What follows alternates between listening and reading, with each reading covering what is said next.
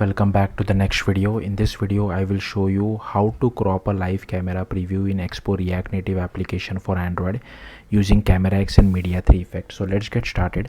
So first I'll show you guys the output. So here is the output which I have recorded.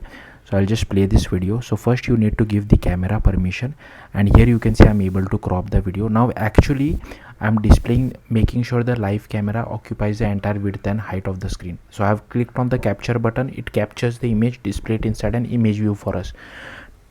Now depending on what values you pass to the crop effect API, depending on that your camera would be bigger or shorter, in terms of its size. So yeah, be careful with that. I'll show you where exactly you can change this value so you can play around with this value as well. So let's get started with the code. So here what the next step is to create an Expo React Native project. So you can just run this command inside your terminal and it will create an Expo React Native project for you. It will ask you for your app name. Just give it some app name. Now just to quickly show you the documentation as well, there are multiple ways to create an Expo React Native project. I'm using this blank TypeScript template as you can see over here, but if you want you can use all these other templates as well. The reason I'm using this blank TypeScript template is because it creates a blank less boilerplate code with TypeScript support. That's why.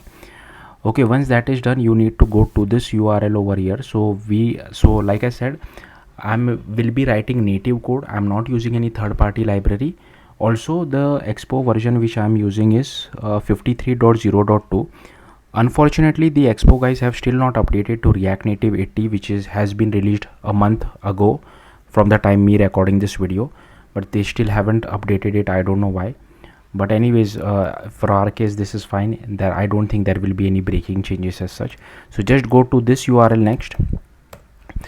So here you will have to select Android device, select development build, and I have already done all these steps. So here you will have to select your own operating system. I have already ran this command. I have set the Java home as well.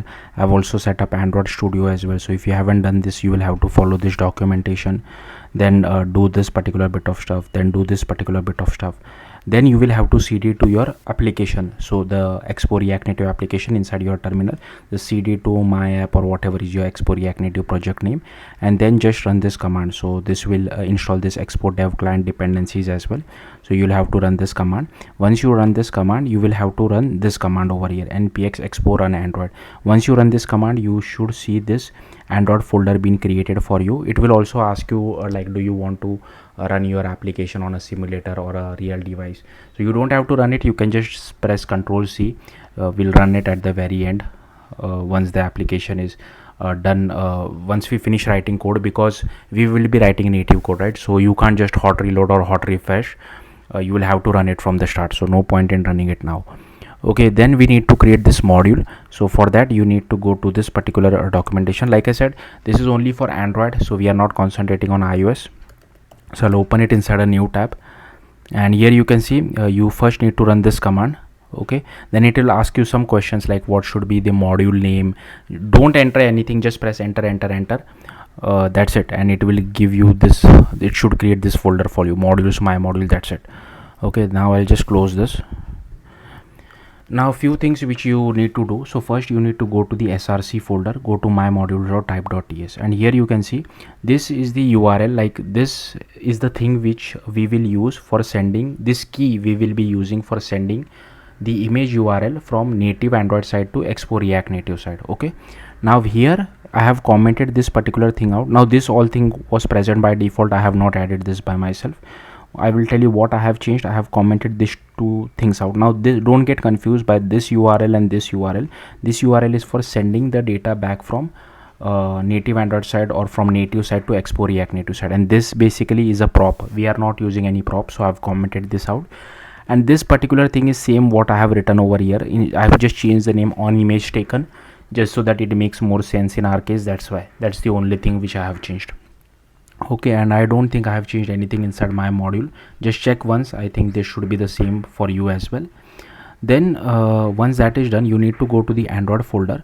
You need to go to build.gradle, and here you need to add this dependencies block. So here you need to add this camera core, then this camera 2, camera lifecycle, camera view, then Android X camera Media 3 effect, which is still in alpha at the time of me recording this video, and this Media 3 effect as well. If this library does become stable, make sure you use the stable version.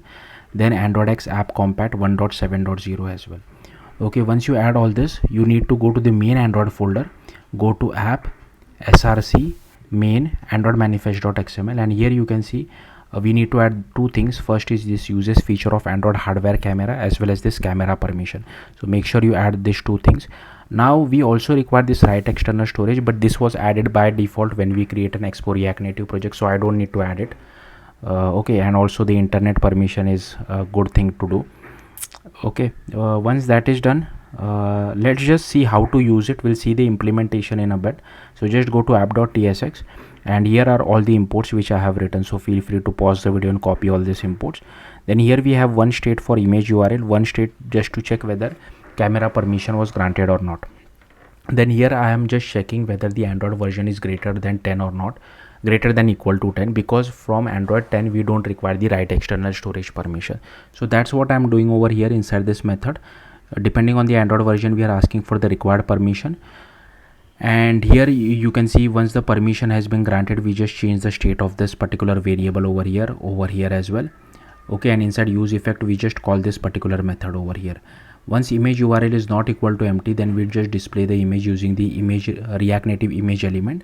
If it is empty, like at the default it is empty, and if camera permission is granted, then we just display this camera preview as well as our capture button. Else we just say display a text saying camera permission not granted, and these are the styles for that particular thing as well.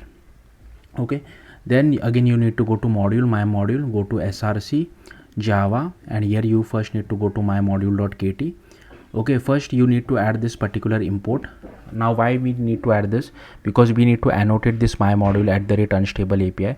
This is because this Media 3 effect libraries are bit like this is an alpha, right? But this unstable API is because of this particular library. Even though this is stable, the API is bit unstable. This is one of the quirks of Android development. Hopefully by the time you guys watch this video, they hopefully resolve this issue, but at least at the time of me recording we need to add this. Okay, and rest everything I have kept it as it is. Then just scroll down, and here inside my module we have commented this out because we are not passing any prof. So to comment out things in Kotlin, you just have to add this // and here also I have commented this out, events on load, and here I have this events on image taken, because that is the type which we are using over here, right? That's why I'm using events on image taken. That's the only change which you need to make. Now let's see the actual code on how to do this. Is you need to open this my module view.kt file, and firstly in this particular class you will see some code. You have to delete that, just keep this class. Okay, now here are all the imports, so feel free to pause the video and just copy all these imports. Now we are annotating this class with @unstable API because the Media 3 API is used in this class, and given this my module view is used inside my module.kt, that's why we have to annotate my module.kt as well with @unstable API annotation. Then here we have the event dispatcher, which is helps us to send the image URI back from native Android side to React Native side. Then here we get hold of our activity. Here is our frame layout. Here we get hold of our camera preview as well as image capture. Here is our button. This is the preview. Here is our camera executor service. Then this is the process camera provider. Here is our back facing lens. Then here we set the layout params to our frame layout and add it as a parent view. Then here we set layout params for our viewfinder as well. Viewfinder is basically the live camera preview, and here we are calling this method. We'll come back to this why we are calling this method, what it exactly does. Then we add this viewfinder to our frame layout. Then we set the text background color, text color as well as alpha to our capture button, set the layout params for it as well, and add it to our frame layout. Also add a click listener for our button. Then we override on attach to window, and if we have the camera permission, then we just do viewfinder.push setup camera, and on detach from window we shut down our camera executor as well as unbind our camera provider. Then here we just call this method. Now what exactly this method do? So for that you need to go to this particular issue. So this issue has been open in React Native's repo since past 8 years. They still haven't fixed it. So that's the reason why we need to use this particular hack. If you don't use this hack, you will see a black screen, you will not see your live camera preview. Then here we call setup camera, where we get hold of our camera provider future, we add a listener to it as well, and then we call bind camera use case. Here we get our rotation, then we get our camera provider, here is our camera selector as well, then we initialize our aspect ratio strategy, here is our resolution selector, here we initialize our preview view, here we initialize our image capture, then here we pass the preview as well as image capture use case to our use case group builder. Here then we initialize our media3 effect, then here we pass this value. Now here I have set the values as -5, 5, -5 and 5. You can decrease this value, maybe keep it as 1, 2, something like that. Then you will see a bigger camera preview in size. So it depends on you what you want to crop. You can either keep it as 0 as well and try to crop some other side only. Then we add the media3 effect to our use case group builder, we unbind it as well. Then here we bind it to the life cycle, we assign the new camera to our camera, we also set the surface provider. Then here is our take photo method from which we get the image capture. Then here we get assign some name to this captured image with the help of simple date format. Then we make use of content values to set the display name, MIME type, as well as if Android version greater than P, we also set the relative path. Then here we do image capture dot output file options. Then we do image capture dot take picture, we override on image saved, we send the URI of the saved image back to React Native side with the help of this particular line of code. Then we unbind our camera provider.